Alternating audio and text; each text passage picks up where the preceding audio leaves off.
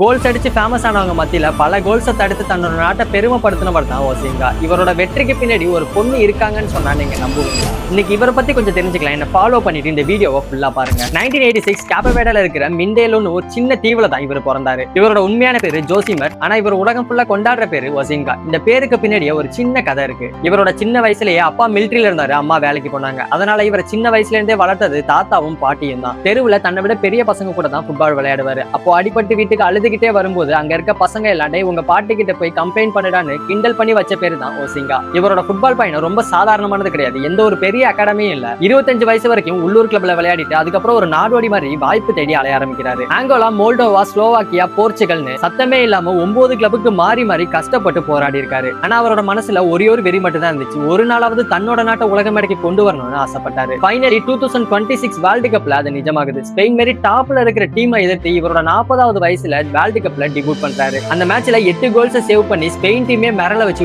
ஒரு கோல் கூட அடிக்க விடாம டிரா பண்றாரு. Man of the match award வாங்கிட்டு கிரவுண்ட்ல முட்டி போட்டு அழும்போதுதான் தெரியுது இந்த வெற்றிக்கு பின்னாடி அவரோட பாட்டி இருக்காங்க. ஆனா இந்த சாதனையை பார்க்க அவரை வளர்த்த பாட்டியும் இப்போ உயிரோட இல்ல. அந்த மேட்ச் ஆரம்பிக்கிறதுக்கு முன்னாடி 50K இருந்த இவரோட ஃபாலோவர்ஸ் ஓவர் நைட்ல 5 மில்லியன்ஸ் ரீச் பண்ணிடுச்சு. அந்த மேட்சை பார்த்ததுக்கு அப்புறம் தான் நீங்களும் இவரை ஃபாலோ பண்ணீங்க அப்படின்னா ஒசிங்ஹான்னு கமெண்ட் பண்ணிட்டு போங்க.